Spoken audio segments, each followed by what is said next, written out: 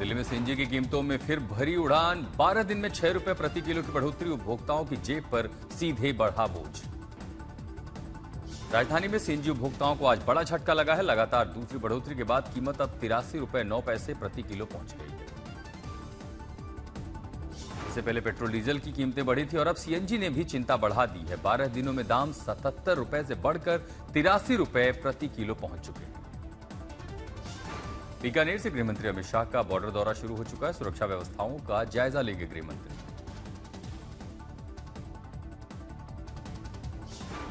Vibrant village programme 2 की शुरुआत हो चुकी है। 184 गांव सड़क और 4G नेटवर्क से जुड़ेंगे। आज नई दिल्ली के हैदराबाद हाउस में क्वाड विदेश मंत्रियों की बैठक होनी है। 2026 की इस बैठक की अध्यक्षता एस जयशंकर करेंगे। सुबह 6:50 पर दिल्ली पहुंचेंगे प्रतिनिधि। 8:30 बजे फैमिली फोटो होना है। 9 बजे हैदराबाद हाउस में अहम बैठक होगी। 9:50 पर संयुक्त प्रेस बयान आएगा और 11 बजे प्रतिनिधिमंडल रवाना होंगे। मार्को रूबियो, पेनी वोंग, तोशिमित्सु मोतेगी सहित क्वाड देशों के मंत्री इंडो पैसिफिक सुरक्षा और रणनीति सहयोग पर चर्चा करेंगे। मुक्त, सुरक्षित और स्थिर इंडो पैसिफिक क्षेत्र पर फोकस रहेगा। चीन, स्ट्रेट ऑफ हॉर्मुज और श्रीलंका के पास हालिया घटनाक्रम पर भी मंथन क्वाड में संभव है। क्वाड बैठक के साथ द्विपक्षीय वार्ताओं और पीएम मोदी से संभावित मुलाकातों पर भी नजर होगी। साल के आखिर में क्वाड शिखर सम्मेलन की भी तैयारियां तेज हो रही हैं। तो वेस्ट एशिया तनाव पर सरकार ने भरोसा दिया है कि अगर हालात सुधरे तो 4-5 दिनों में ही सप्लाई सामान्य हो जाएगी। संसदीय समिति को केंद्र का आश्वासन मिला है। ऊर्जा और उर्वरक संकट का फिलहाल कोई खतरा नहीं है। तेल के दामों में बढ़ोतरी को लेकर के वित्त मंत्री निर्मला सीतारमण का बयान आया है कि ईंधन पर टैक्स घटाने से सरकार को 1 लाख करोड़ रुपए के राजस्व का नुकसान होगा। पेट्रोल डीजल की बढ़ती कीमतों पर नेता प्रतिपक्ष राहुल गांधी का मोदी सरकार पर तंज। उन्होंने कहा कि सरकार चुपके चुपके जनता की जेब काट रही है। देश में इबोला को लेकर के हाई अलर्ट जारी किया गया है। स्वास्थ्य मंत्री जेपी नड्डा ने इबोला वायरस से निपटने की तैयारियों की समीक्षा बैठक की है। पेपर लीक के बाद नीट परीक्षा को लेकर केंद्र सरकार ने सख्ती दिखाई है। शिक्षा मंत्री धर्मेंद्र प्रधान ने राज्यों के मुख्यमंत्री को चिट्ठी लिखी है। सुरक्षित परीक्षा कराने की अपील की है। नीट पेपर लीक मामले पर सुप्रीम कोर्ट ने भी सख्त कार्रवाई की है। केंद्र और एनटीए को नोटिस भेजा है। एनटीए भंग करने वाली अर्जी पर सुप्रीम कोर्ट ने जवाब मांगा है। कांग्रेस महासचिव जयराम रमेश ने नीट पेपर लीक मामले में केंद्र सरकार पर निशाना साधा। एनटीए को लेकर के नेशनल ट्रॉमा एजेंसी बताया और पीएम मोदी शिक्षा मंत्री धर्मेंद्र प्रधान से इस्तीफा मांगा। आम आदमी पार्टी नेता अरविंद केजरीवाल ने सीबीएसई 12वीं के मूल्यांकन में गड़बड़ी और नीट परीक्षा विवाद को लेकर केंद्र सरकार पर हमला बोलते हुए कहा कि धर्मेंद्र प्रधान शिक्षा मंत्री होने के लायक नहीं है। अरविंद केजरीवाल ने शिक्षा मंत्री प्रधान के इस्तीफे और ओएस प्रोसेस खत्म करने की मांग की। बोले, सीबीएसई मूल्यांकन में गड़बड़ियों ने लाखों छात्रों का भविष्य अंधेरे में डाल दिया है। तमिलनाडु में एआईएडीएमके के इस्तीफा देने वाले 3 बागी विधायक टीवीके नेता से मिले। विजय की पार्टी टीवीके में शामिल हुई। तमिलनाडु सरकार में वरिष्ठ आईपीएस अधिकारियों का फेरबदल हुआ। TS Anbu ADGP law and order नियुक्त किए गए। कोलकाता में मुख्यमंत्री शुभेंदु अधिकारी ने दूसरी बार जनता दरबार लगाया। हजारों लोगों की फरियाद सुनी।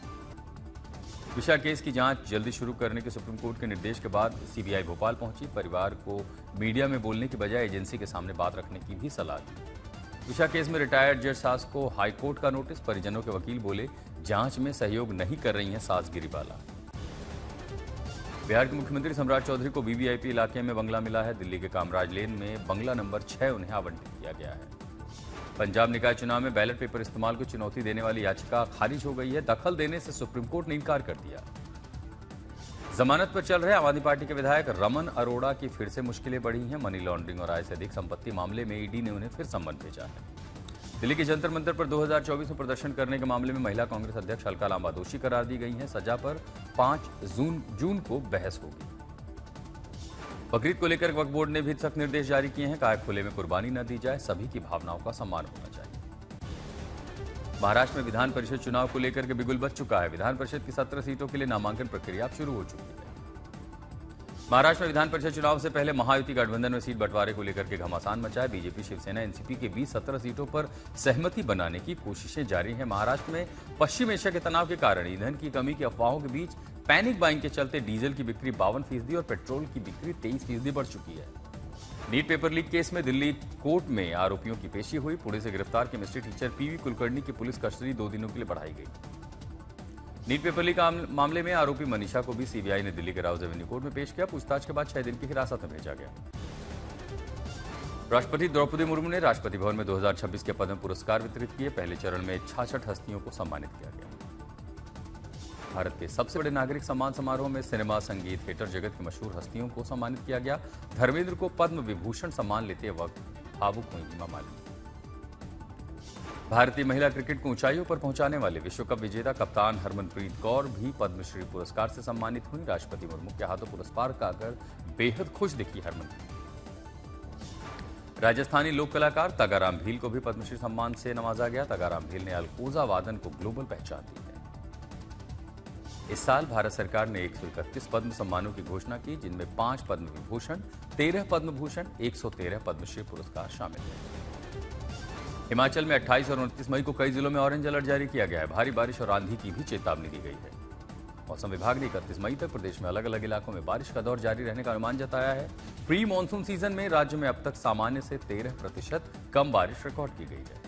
भीषण गर्मी के बीच दिल्ली ट्रैफिक पुलिस कर्मियों को एसी हेलमेट अब राहत देंगे। थर्मोकूलिंग टेक्नोलॉजी से बने डिवाइस का ट्रायल जारी है। तो प्रयागराज में तापमान 46 डिग्री सेल्सियस के पार पहुंचा। हीटवेव से जनजीवन प्रभावित है। लोगों को सतर्क रहने की सलाह दी गई है। उत्तर प्रदेश के औरैया में तापमान 46 डिग्री के पार पहुंचा। गर्मी से बेहाल जब लोग हुए, मौसम विभाग ने घरों में रहने की हिदायत दी है। लखीसराय के सदर अस्पताल में बढ़ती गर्मी और हीटवेव को देखते हुए 8 बेड का एसी वार्ड तैनात किया गया है। लोगों से दोपहर में बाहर न निकलने, ज्यादा पानी और ओआरएस पीने की अपील की है। राजस्थान में अगले 3-4 दिन मौसम बेहद शुष्क रहने की संभावना है। मौसम विभाग की चेतावनी है, 27 मई तक तापमान 46 डिग्री के पार जा सकता है। झारखंड को उत्तर प्रदेश छत्तीसगढ़ से जोड़ने वाले नेशनल हाईवे गर्मी की वजह से वीरान हो चुके हैं। पलामू प्रमंडल में पारा 44 डिग्री के पार जा चुका है। पवित्र हेमकुंड साहिब का प्रकृति ने श्वेत श्रृंगार किया है। कपाट खुलने के 2 दिन बाद यहां जोरदार बर्फबारी का दौर जारी है। हेमकुंड साहिब में चारों ओर बर्फ की सफेद चादर बिछी है। मई की गर्मी के बीच श्रद्धालु यहां बर्फबारी का आनंद ले रहे हैं।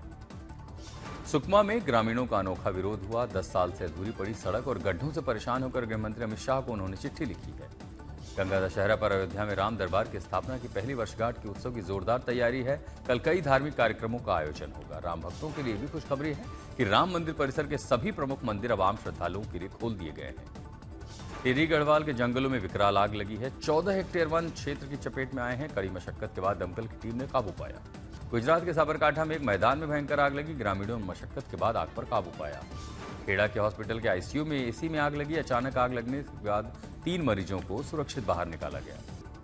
गुजरात के राजकोट में श्रद्धालुओं से भरी बस पलटने से बड़ा हादसा हो गया। 2 महिलाओं की मौत हुई, 25 घायल हुए। हादसे के दौरान 62 श्रद्धालु सवार थे। आरा में दर्दनाक सड़क हादसा हुआ। घर से ड्यूटी पर लौट रहे स्पेशल ब्रांच में तैनात एएसआई को स्कूल बस ने कुचल दिया।